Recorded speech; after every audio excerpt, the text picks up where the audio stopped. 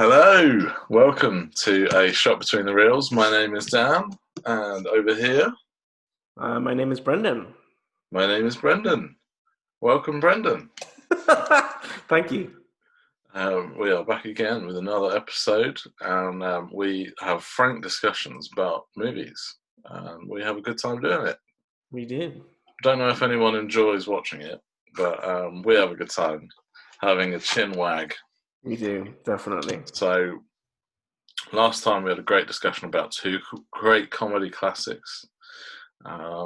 This week we're going down the sci-fi route, which is exciting. Now, shall I explain how we chose this film? Yeah, I think you should. So I just send a few films. I just one morning I was like, Brennan, what about any of these? And in brackets next to this film, I said, I hate this film. And Brendan was surprised. So I thought, well, hey, let's see if I revisit this film, whether my view changes or whether my hatred deepens. So, are you excited, Brendan? Because you don't know what I think, do you? No, I don't know what you think, in fairness. And I was very interested because I was not expecting your less than glowing feeling towards this film. So, Brendan, let's get into it. Tell us the film. The film we're reviewing is Source Code by Duncan Jones. So the general plot to this film is that, I mean, without we're gonna spoil it anyway. It's not new. Yeah, just if you haven't seen it and you want to, pause now. Yeah. Come back. So I think effectively, basically, what this film is, you've got main character Jake Gyllenhaal who's being transported into someone else's body through these various scientific means and he goes into the body and he's basically reliving 8 minutes where he's tasked with finding a bomb on a train to effectively stop then future terrorist attack happening. And that's really the crux of all you need to know. Everything else kind of centers around that. It's a bit more like a serious Groundhog Day. That's probably how you would explain it, I think. Yeah. It's kind of like Groundhog Day meets kind of like an action film. Because it's with more of a science fiction twist on it as well. It does have those repeating moments, but they're not. Let's say they kind of happen enough to show what is happening, but at the same time, it doesn't overstate it. So there's a lot of different moving parts really that are all happening at once, and it's as you're saying, very much an action film. So yeah. So do you want to say what you want to say? Okay, so I looked up what I'd given this film before. So I'm a bit crazy with my kind of keeping tracks of what I've done and watched. So years back, I used to put my ratings on IMDb, and I now mostly use Letterboxd, but I actually keep them both going. But I'd given a rating on IMDb back in 2011 or whenever I'd watched this film, and it was on IMDb. It was out of 10, so it was 5 out of 10, so 2.5 stars. And I actually watched the film before I looked back at what I'd given it. I couldn't remember what I'd given it. So when I'd watched it, I thought, what am I going to give this film? And I thought, if it was out of 10, I'd probably give it a 5. So when I looked up and I'd given it a 5 out of 10, I haven't changed my mind. Amazing. I haven't changed my mind. And wow. What I would say is there are moments in this film which are very enjoyable. Okay. And I love Jake Gyllenhaal as the lead, and I think he is great value. But for me, this film just doesn't make sense, particularly at the end. Okay, Okay. So the final, to be honest, that final kind of sequence where Hollywood go, well, you can't have a film which doesn't have a happy ending. Frankly, just doesn't make any sense at all, and it really wound me up. It wound me up more the first time I watched it. This time I knew it was coming, so I was a little less angry. Because I just felt like actually it doesn't need. Why does it have to have a happy ending? Because actually he's already saved, millions of people's lives. So why does he have to live on forever in this alternative dimension? Anyway, we're going sort of too far ahead with that. Okay. So let's give our star rating. So officially, my star rating is 2.5 stars out of a possible 5. Okay. Brendan, hit me with yours. I've not looked up and seen yours either, so I don't know what you're going to give it. So it's interesting because I was fine knowing what I knew your feelings were towards the film. I was trying to nitpick as best I can and find things where I was like, I don't like this or I don't like that. And I found my issues, which we'll get into. Ultimately, I gave this film 4 out of 5 stars. Well, yeah. Let's end the video now. We're cancelling the show. We're not making any more of these. That's the end. Cut it. Just rip the cord. That's it. It's done. Yep. Okay, so let's get into it. Where shall we start? Let's talk about this film. I'm happy to talk a bit more about Jake Gyllenhaal if you want to. He is the lead. He kind of, as you said, he kind of wakes up on this train, and he's thrust into this action, and realizes that actually he's there with a mission and a purpose, and actually it's not actually him on the train. When he looks into the mirror or into the window or whatever, he's in someone else's body. Yeah. So, yeah, I think he's great. What do you think, Brendan? I think this film is ultimately riding off his performance. So it's no one else that's carrying it really. You do have other characters, and they are good when they're on screen. I think they're good, but they're not as good as he is. I think that's really my kind of takeaway. Most of the time, he was the right actor for this film, and for me, that's what ultimately brings the rating up. I think if they'd had almost anyone else, they didn't give the same sort of level of performance. He's really dedicated to his roles, and there's no less. I think he is ultimately what's kind of bringing it up a notch for me. I think he's great, and there's a lot of stuff that's working here. Like I like the soundtrack. It feels very suspenseful. Okay, can I cut in? Can I cut in, Brendan? Yes, you can. I did not like the soundtrack one iota. Really? Yeah. Wow. I thought it was way over the top. So you think it's too intense? Yeah. I was just like, you think it's too overplayed? Yeah, I think it's just too much at times. And it kind of, for me, it lacked any kind of subtlety. But then I almost feel like it's not playing for that. That's my feelings about it. I think, yes, to an extent, this is probably a bit of a cookie cutter kind of film because it wears everything on its sleeve. It tells you exactly what it is from the get-go, and it's kind of holding none of that back. So I think I think even in that opening sequence, you kind of, even before you've got any acting going on, you have this, like, I think there's like a series of shots that you're kind of leading up to the train and whatever. And like the music is so intense. I was like, nothing's happened yet. But I think the music's it's cranked up to 10. It's like there's nowhere else for this to go. I think that's kind of what it is. It's not trying to mask itself that it's any other type of film. It's saying, this is what I am, this is what you're signing up for. It's not kind of holding it back. And for some people, I imagine they probably won't like that. But there's a part of me that feels there's a part of me that feels it's telling you what you're kind of coming into.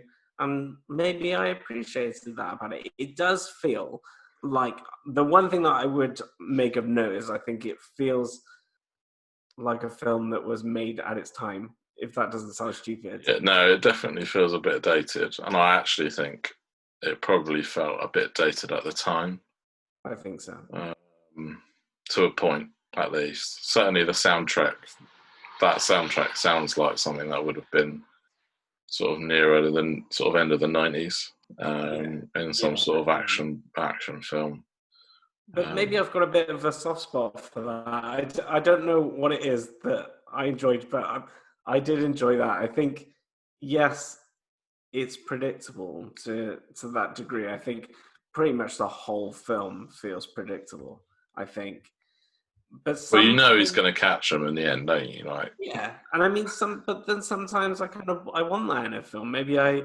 that's what I kind of liked, because I do enjoy films of all types, but I kept trying to think of something to mark it down on, and I will agree with you that I think that ending is annoying, because it almost is true that it kind of plays it safe. It says, "Oh, we want a happy ending. We can't just end it on that freeze frame ending where it's like she's cut him off and then that's just the end of his life." They have to do, he somehow survives because he's gone through this ordeal. I think it would have felt for a lot of people, the same people as we've mentioned before that don't like the ending to things like, I'm trying to think, like Inception, people that don't like that kind of thing. They don't like uncertainty. They say, well, we need an ending where we see this happy ending play out. Whereas we can't just have the dark ending of, you see how they've used him and he's inside this machine and they're talking about just wiping his memory and starting from afresh. And that's dark. That is dark, but it's kind of brave that it's dark. I did like that stuff about it. And I think it would have been better had they just said, well, here's not your clean cut ending, and surprise, surprise, source code doesn't work exactly how you thought it worked. And that does mark it down for me. Yeah, I mean, I was trying to work out kind of with that part of the ending. So there's kind of two parts to the ending, really. So you have this moment where they're kissing. Mm-hmm. She put like Vera Farmiga's character pulls the switches him off, and he's died physically. Mm-hmm. And then Jake Gyllenhaal and Michelle Monaghan, their kiss sort of finishes, and they're still there. Mm-hmm. Now, would I be right to assume that is in a separate kind of dimension?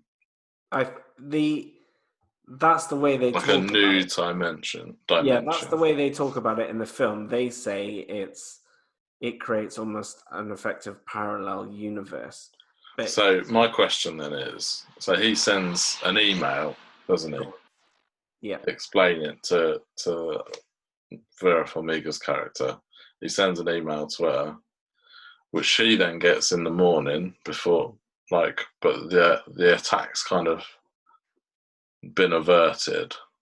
Yes. So that's all happened in that new dimension, the same one, hasn't it? Yeah. But it's not actually affected in the world that we've just been watching in that dimension. No. So it's almost like we leave behind the dimension we've been watching, that he's in the machine and being sent in. Yeah. Okay, so here's my question, right? Yeah. So he is in the body of a guy called Sean Fentress, right? Jake Gyllenhaal gets inside his body, right? So inside his mind, he is Captain whatever he's called. Colter Stevens. But in his body, he's Sean, right? So what happened to Sean? All right. They had matching brainwaves. Yeah, but what's happened to him? I don't know. Because it's not at no point. Because before it was like, oh, don't worry, Sean's dead, mate. He's dead. You know, you're just in his body. We've just got you into his brain or something. Yeah. But now he's just displaced him. Well, it's a bit harsh, isn't it? I was just like, how does that work? He's now just like taken up. He's like possessed another man's body. Maybe it's just not important. You know, he wasn't that important, so he doesn't get a life. But and the other problem, right? The other problem is, seemingly, Jake Gyllenhaal's character, his body is still at the place where they do the source code, Yes. but his brain has already taken over someone else's body. So at some point in the future, there could be another terrorist incident, and they crank up Jake Gyllenhaal's body and put him in someone else's body. Is that right? Yeah, because basically, So after basically every terrorist after he's created the effective new reality, there's still a version of him that is ready to be plugged into someone else. Yeah. And that's why he sends the email to say, you'll have Captain Coulter Stevens in this kind of tank or whatever. Yeah. And can you help him when the time comes? He's kind of saying, can you give him a new body as well? He's trying to save another version of himself. It's all, to me, that ending I'm just like, what is going on? I mean, that's the kind of... I know. I'm meant to switch my brain off. Yeah. Right. I'm meant to go, it's a happy ending. Oh, isn't that lovely? They get to go and have their coffee and they get to fall in love. But I'm sorry, just the world doesn't work like that. I think it's because it's the kind of bananas, stupid ending that I have a secret love for, because the reason I have a secret love for it, they're done, is because it sparks a conversation between two people, much the same as we're having right now.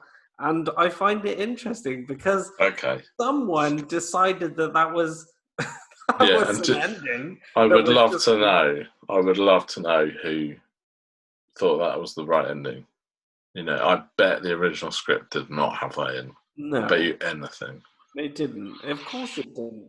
But I think you could probably say this is largely a fault of, one, modern cinema, but two, also probably just generally cinematic audiences.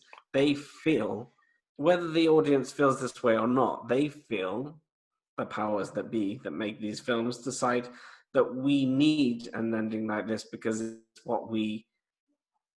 the only thing that we'll understand. I think they often don't want us to have a dark ending because they can't necessarily stomach the idea of a darker ending. But in this film, I think it would hugely help it. It would probably make it much better because you'd say, well, there's nothing that he could do, but he did his best, and he gets. Yeah, I mean, like, you could have quite a cool ending with that kind of, if it ended with her flicking the switch and that straight to the credits. Yeah. You know, black screen, like that could have been punchy, because then there's like that. Well, what happened? What did happen? You know, it's a bit. I guess that's more like the Inception. You know, is it still spinning or is it falling over? You don't know. You get to decide. Yeah. Yeah. I mean, I guess throughout the sort of each time he goes in and out of the source code, he's having that kind of flicker of what's to come as well. Which is why you have that question of, do you believe in fate at the end? Yeah. So that was kind of like an interesting kind of like, I guess, way of setting that up. It still doesn't make any sense how he would have that kind of image flicker in his mind. It literally doesn't make any sense. I think where's that come from? That's just like nonsense. But it kind of, I guess, some people might like that. I don't know. But then maybe that's the problem, right? Because there's a lot of stuff that's not necessarily making sense in this film. But I also don't necessarily think whether it's trying to make sense of it. It's just trying to give you a bit of a fun ride. And if you take it in that way, as an action film, I think what I like about it is that it's quite different from other action films. It chooses to be different. It marks suspense correctly. You're following through, trying to find the bomber with him, and you're kind of going through the journey each time. And that's the stuff that I kind of like, him uncovering the mystery slowly. Yeah. And getting it wrong. I kind of like those bits where he keeps getting it wrong. Yeah. Or he just like gives up. He's panicking and thinking, "Well, I'm done with this now. I just want to speak to my dad or whatever. I want him to." He wants to break the rules, and do what he's not meant to be doing. Yeah. Yeah, that stuff's good. I quite like those moments, and to be fair, like apart from the ending, the final one where he actually kind of catches the bad guy, has the conversation with his dad, and he gets the comedian to do the jokes, and that still shot where he's kissing her, and then it pans through, and you got all the people laughing. I actually thought that moment's really great. It's good. And that's probably why part of me would love it if that had been the final shot. Kind of almost like all those people who actually died.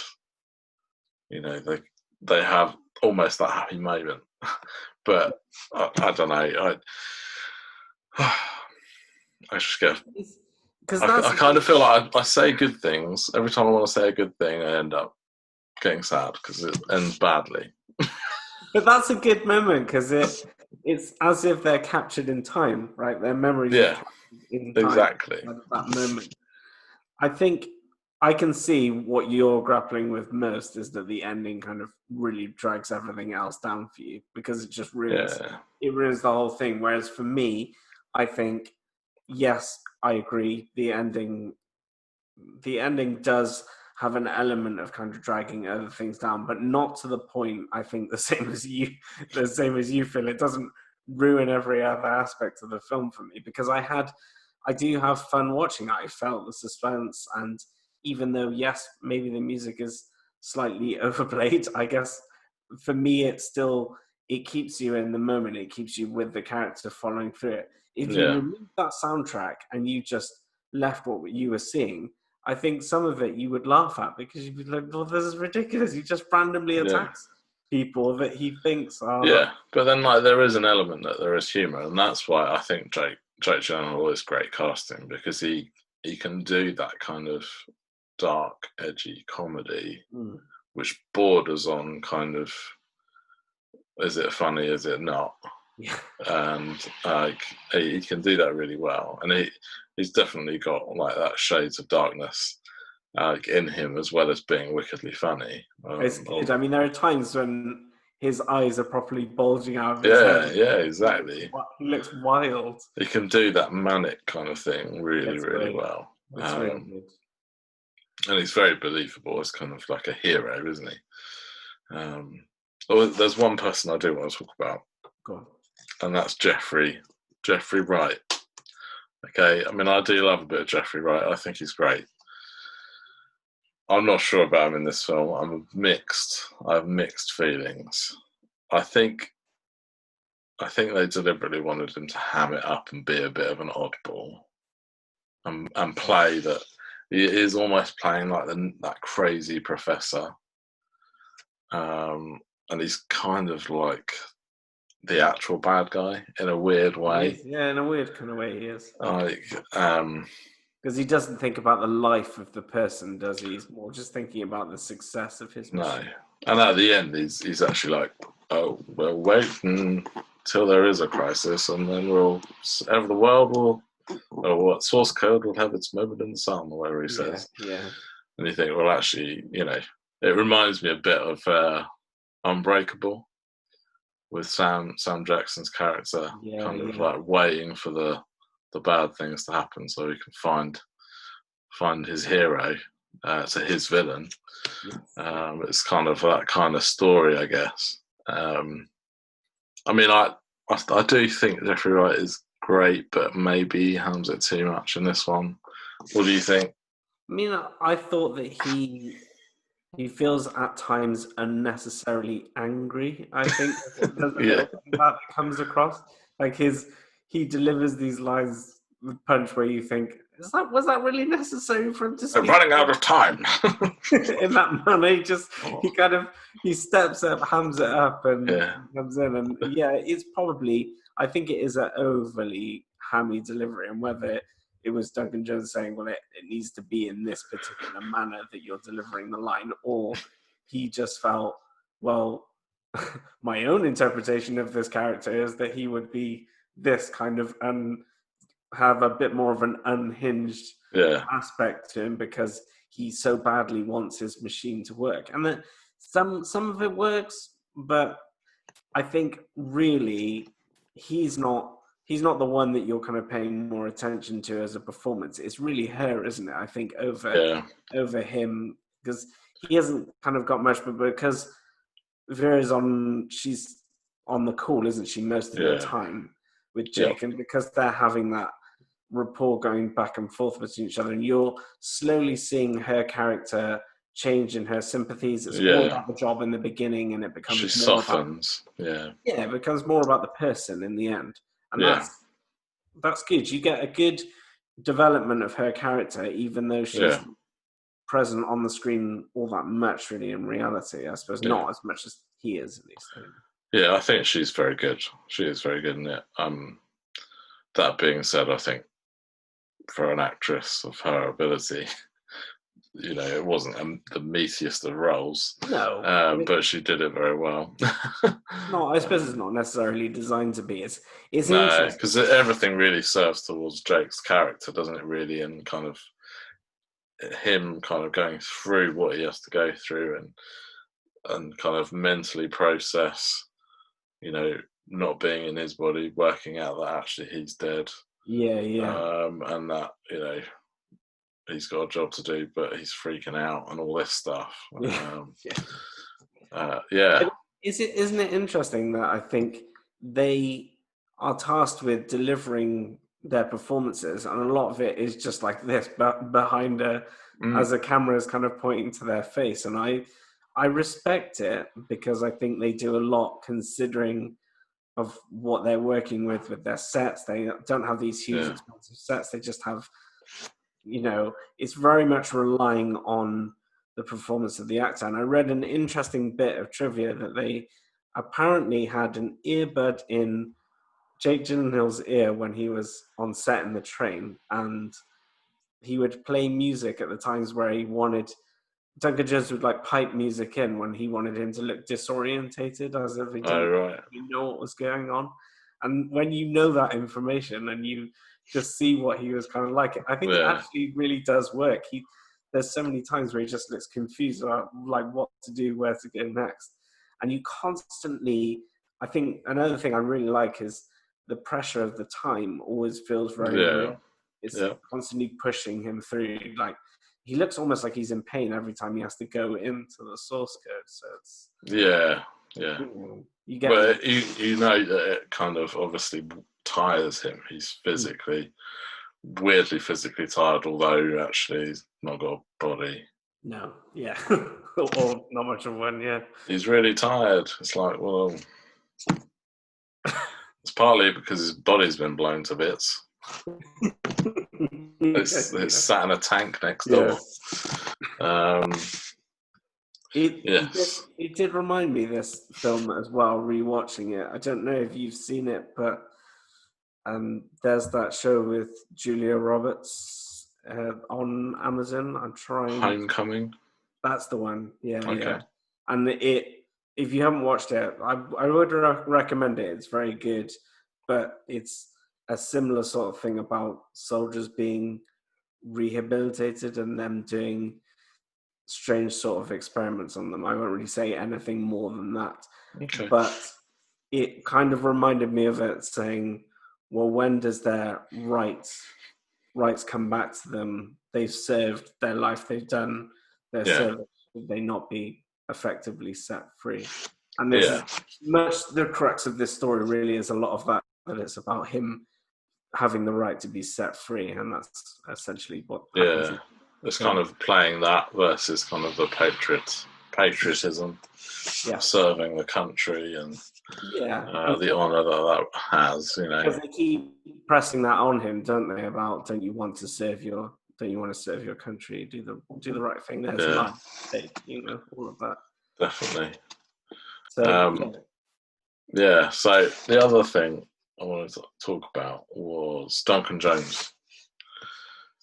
I mean, what do you think of him as a director? He's not done loads, to be fair. no, he's a bit of a mixed bag. I think I haven't seen a whole lot of Duncan Jones stuff, so obviously, probably like a lot of people, I really enjoy Moon. It's a very good film. I haven't seen Minecraft, so I can't comment on it. I haven't seen it either. It's not Minecraft, Brendan. It's Warcraft.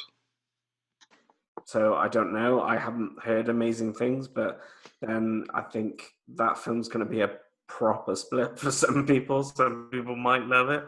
Yep. A lot of people won't. I think. Did you see Mute? No, I haven't seen Mute, but it was on my list. Okay. Yeah. I didn't hate Mute. A lot of people gave it quite a hiding. It isn't great, but I didn't. Yeah, like I said, I didn't hate it. I think I must have given it 3 stars. Okay. I didn't personally love Moon as much as everyone else, but it's okay. I quite liked it. But yeah, there's not a lot to go on. I get that. The thing that I like is that he clearly likes science fiction. Yes. Yeah. So I'm hoping that one day he really nails it. That's what I'm hoping for personally. I know some people will say that. Some people say Moon is one of their favourites, and that's fair enough. But yeah, I think let's hope he kind of pulls it out of the bag a bit more. Yeah, I mean, in fairness, if this had been one of my first feature films and I'd created it, I think I'd be happy. Be pretty happy. Yeah. He's got some good talented actors there. I'd be pretty happy if David Bowie was my dad. So this would just be a cherry on the top, wouldn't it? Yeah. I just so happen to be great at making films as well. Look at that. Yeah, so yeah.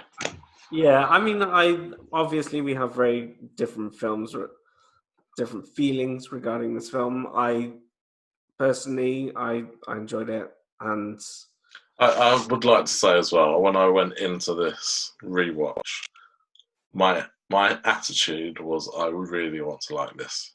I really want to enjoy it. Yeah. And there were moments that I thought were really good, and a lot of that, like you said earlier, Jake Gyllenhaal he is so good, and he can really carry a film so well, and he was perfectly cast. It's just for me, it's not so much storytelling; it's kind of the actual story at the end. Just is for me, it undermines too much of what the film's trying to do. Like, yeah, and it really disappointed me. It really did. It's a pandering ending, isn't it? Really, I think that's what the reality is that I think it's playing. It's dumbing down the audience, or it's saying the audience can't handle anything other than this nice ending that we're giving you. And I think it could have elevated itself ever so slightly higher. But I was looking, through films that I've rated lower that were in a similar sort of genre. Okay. And I just didn't feel like I could push this film any lower because I sat through it again, looking for things where, like I was saying, that would just mark it lower for me. But I just enjoyed myself. I had a good time. I can't say any different than that. I'm glad you enjoyed it. I mean, I enjoyed some of it, so I probably would say, because I did before, I used to say I hate this film. That's strong. I mean, which is pretty strong. I probably would say I hate the ending now and say, which probably it changes slightly. So it's not. I wouldn't put people off watching it. I would just say, look, reserve judgment till the end. You like the film, but you hate the ending. Yeah, I would have changed the ending, but that's me. And I totally respect it as well. Like in terms of Duncan Jones, look, mate, if you want to get a film made, you've got to abide by the studio. What can he do? So hey, it might have been his idea, but I don't think it would have been. It'd be interesting to know if he would have had it another way, I think. Yeah. Than how it turned out. And I'd love to see a different ending on that film. And sometimes that is the case. I mean, look at Blade Runner is a very, very famous. There's a famous story behind that, isn't there? I mean, they did that horrible ending, which is so bad in comparison. Weird as well. It's really weird. But there's a lot of tinkering with that film. I think you need to see it to actually believe it. But maybe we'll do Blade Runner soon. Hey, yeah. I'd love to do Blade Runner. Yeah, so Duncan Jones. I was just looking up. He's doing another science fiction film soon. So there we go. Based on a comic. So there you go. We'll see. We'll see. I think that's it for today, Brendan. Yeah, I think so. We've exhausted our talking points. Yeah, I frankly don't want to talk about source code anymore. I've had enough of it. Anyway, we shall. We'll be back soon with more movie chat and more frank discussions. If you agree with Brendan about source code, I feel sorry for you. Let us know how you feel. Why not? Put it in the comments. Put a reply on Twitter or Instagram, wherever you access this video. We'd love to know more. I'd love to have a friend who agrees with me. If you have also, I think it's fair to say, if you guys have any suggestions on films that we could talk about, feel free to post those down as well. We'd love to kind of look through anything else. That would be really nice. That would be fun. Yeah. It would be fun to have some requests.